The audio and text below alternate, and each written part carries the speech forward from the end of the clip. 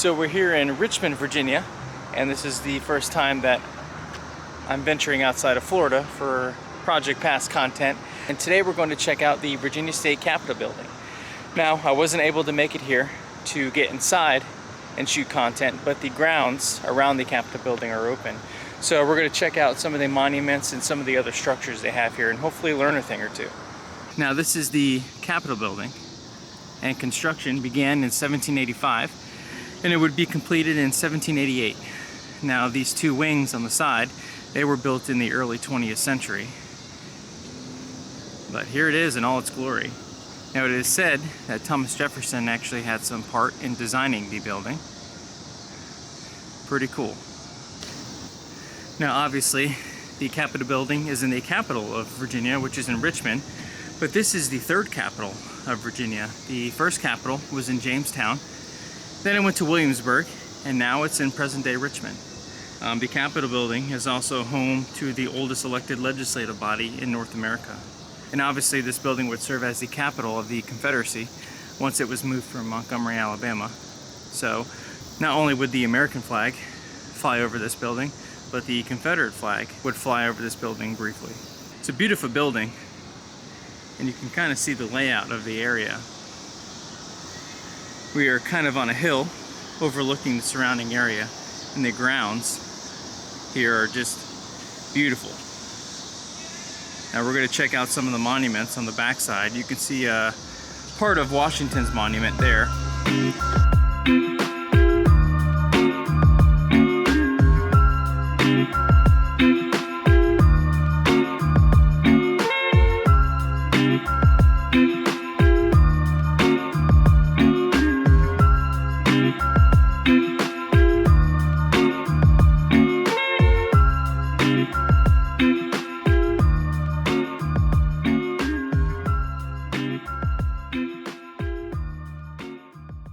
Now, this bell tower is on the grounds of the Virginia State Capitol, and it was built in 1824. Now, the bell still does ring, but usually only for ceremonies. But at a time of its construction, it would alarm for fires or impending enemy attacks during the American Civil War. It's pretty cool.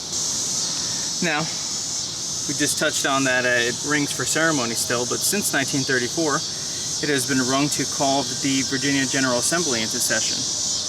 It's pretty cool. It's a pretty big building.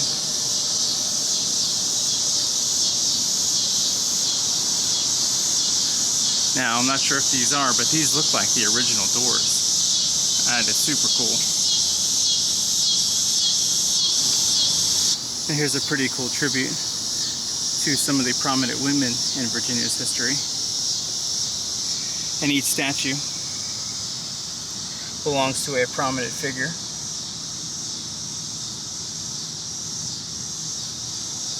Pretty cool. Now, while we're going over some of the roles of the prominent women in Virginia, on April 2nd, 1863, women of Richmond would meet at Belvedere Baptist Church nearby, and they would begin what would be called the Richmond Bread Riot. And it is said that one of the gathering places was Washington's statue on the Capitol grounds. Now, they were upset because of the rising food costs, food shortages, and inflation were hitting not only Richmond, but most of the Confederate states hard due to the Union blockade. Now, something that I almost completely forgot, in April of 1870, several hundred people would gather in the courtroom, which would be on the second floor of the Capitol building. Now, the Capitol was not used to that much weight, and the floor would actually collapse. That collapse would kill over 60 people and injure well over 200. Now, this is the largest monument on the Capitol grounds, and obviously at the top is a prominent Virginian named George Washington. He was also General of the Continental Army and first president. And just below him is Patrick Henry Lee, who uttered the famous words, "Give me liberty or give me death." And here is Andrew Lewis, who was an American pioneer, surveyor, and he was actually a military officer during the American Revolution. Now here is John Marshall, who was a politician and lawyer, and he was the 4th Chief Justice of the United States. And here is Thomas Nelson, who was an American soldier and statesman from Yorktown, and he was also considered one of the U.S. founding fathers. That is something I did not know. And here's another prominent Virginian that's well known, Thomas Jefferson, statesman, diplomat, lawyer, architect, founding father as well. And he would be the 3rd president of the United States. And last but not least would be George Mason, who was an American planter, politician, and delegate to the U.S. Constitutional Convention of 1787. And he is actually one of 3 delegates who refused to sign the Constitution. Again, learned something new there too. Now we're on the backside of the Capitol grounds, and we're coming up on a statue that may or may not be controversial, but it's here, so let's take a second to learn from it. This is Thomas Stonewall Jackson. Now, he was a general in the Confederate Army during the American Civil War, and he would earn the nickname Stonewall Jackson because it is said during the Battle of Bull Run, he was perched up on his horse in withering enemy fire, and a general would say, "There stands Jackson like a stone wall, rally behind the Virginian." So since that moment, he was dubbed Stonewall Jackson. Now, he was a very successful general and very well respected. But actually, before the war, he was a teacher at the Virginia Military Institute, and he wasn't well liked by his students. Not sure why, but he had a very successful military career. Now, during the Battle of Chancellorsville, General Jackson would be shot by his own men, which would lead to the amputation of his left arm. Now, he would eventually die from pneumonia, but I believe 7 or 8 days later after his wounds. Now, something that's pretty interesting is the bullet was withdrawn from Jackson, examined, and was found to be a .67 caliber bullet. Now, at the time, the Union troops used .58 caliber bullets. So this was the first instance of forensic ballistics being used to identify a shooter, which is pretty interesting. Now, when General Lee found out that Jackson passed away, Lee would respond, "Give General Jackson my affectionate regards, and say to him, he has lost his left arm, but I my right." And here we have another statue. This is Hunter Holmes McGuire, and he was president of the American Medical and of the American Surgical Associations. Now, he was also a member of the Army of Northern Virginia. Now, he was attached to Stonewall Jackson's command and would continue serving the Army of Northern Virginia even after Jackson's death. He started several schools and hospitals, which later became part of Virginia Commonwealth University in Richmond. It's pretty cool. And now we're coming up to the Virginia Civil Rights Memorial.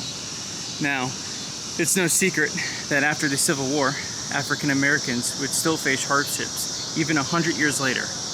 Well, in the 1960s, a movement called the Civil Rights would sweep across America.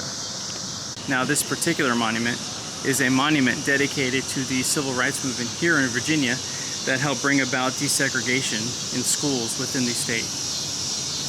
And just a brief backstory. In April 23rd, 1951, a 16-year-old by the name of Barbara Johns and several fellow students led a strike to protest the deplorable conditions at their racially segregated Prince Edward County school. Now, the court would rule that racially separate educational systems are inherently unequal and unconstitutional. So, that was a step in the right direction. Pretty cool. These statues are just incredible. In fact, I feel like they're staring right back at me the longer I'm standing here. This is a very well done memorial. Pretty cool. And an amazing quote behind them. "The legal system could force open doors and sometimes even knock down walls, but it cannot build bridges. That job belongs to you and me. Justice Thurgood Marshall." And here's Oliver Hill, who was a prominent civil rights attorney from Richmond, Virginia. Pretty cool. Now this is Virginia's executive mansion, and the executive mansion is the oldest purpose-built residence for governors and families in the United States, still serving that function. Pretty cool. So that was really cool. Been off the plane now for about an hour and a half, so for just being in Richmond, I feel like I already learned a bunch of stuff, especially about this area and some of the prominent figures in history here. Can't wait to see what the next few days have in store for us. But before I go, just want to kind of give you a lay of the land here. And this is just a beautiful area. Now, obviously I couldn't make it here in time to get inside and see what the Capitol building has to offer, but I feel like the grounds around the Capitol building did a pretty good job of telling some different stories.